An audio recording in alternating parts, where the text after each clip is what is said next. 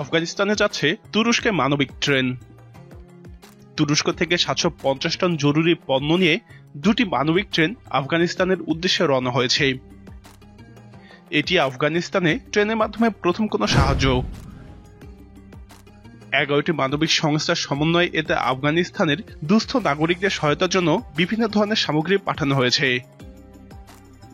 তুরস্কের রাজধানী আঙ্কারা থেকে এই ট্রেন কাবুল পৌঁছাতে 2 সপ্তাহের বেশি সময় লেগে যেতে পারে। তুরস্ক ভিত্তিক সংবাদ মাধ্যম আনাদোলু নিউজ এজেন্সির প্রতিবেদনে একথা বলা হয়। তুরস্কের পরিবহন এবং অবকাঠামো মন্ত্রী জানিয়েছেন, রাজ্যের দুর্যোগ এবং জরুরি ব্যবস্থাপনা প্রেসিডেন্সির অধীনে এতে 11টি মানবিক সংস্থা সহযোগিতার হাত বাড়িয়েছে। এই মানবিক সহায়তায় 4168 কিলোমিটার অতিক্রম করে আফগানিস্তানে পৌঁছাবে। তিনি বলেন, 47টি ওয়াগন সহ দুটি ট্রেনে রয়েছে খাদ্য, পোশাক, কম্বল এবং স্বাস্থ্যবিধি সামগ্রী সহ প্রায় 750 টন দাতব্য সামগ্রী। বহরটি ইরান এবং তুর্কমেনিস্তানের মধ্য দিয়ে আফগানিস্তানে পৌঁছাবে। গত ডিসেম্বরে ইসলামাবাদ, তেহরান, ইস্তাম্বুল কার্গো ট্রেনের সূচনা উল্লেখ করে তিনি আশা প্রকাশ করেন, মানবিক এই ট্রেন 16 দিনের মধ্যে তার যাত্রা পূরণ করবে। তুরস্কের ট্রেনের ফ্ল্যাগ অফ অনুষ্ঠানে ভাষণ দিতে গিয়ে তুরস্কের স্বরাষ্ট্রমন্ত্রী বলেন, খারাপ আবহাওয়ার কারণে আফগানিস্তানে প্রায় 1,30,00,000 শিশু চরম বিপর্যয় অবস্থায় দিন কাটাচ্ছে।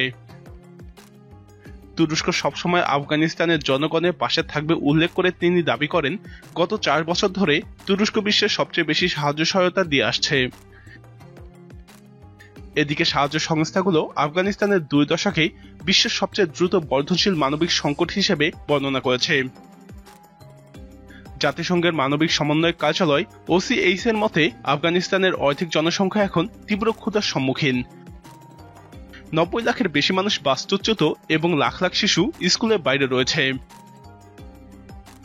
এর আগে জাতিসংঘ এবং এর অংশীদাররা 2022 সালে আফগানিস্তানে একটি মানবিক বিপর্যয় এড়াতে $440 কোটি তহবিলের আবেদন জানায়।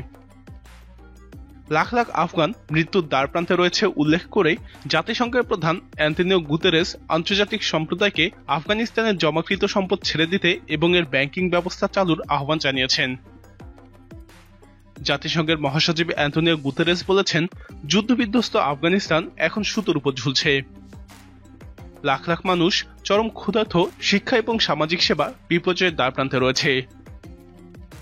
অন্য দেশগুলোর তুলনায় প্রতিবেশী মুসলিম দেশগুলোই আফগানিস্তানে বেশি সাহায্য পাঠাচ্ছে। প্রিয় দর্শক, আফগান সংকট এড়াতে মুসলিম দেশগুলোর কি পদক্ষেপ নেওয়া উচিত বলে আপনি মনে করেন? আপনার মতামত কমেন্টে জানান। নিয়মিত এরকম আপডেট পেতে আমাদের চ্যানেলটি সাবস্ক্রাইব করে আমাদের সাথেই থাকুন।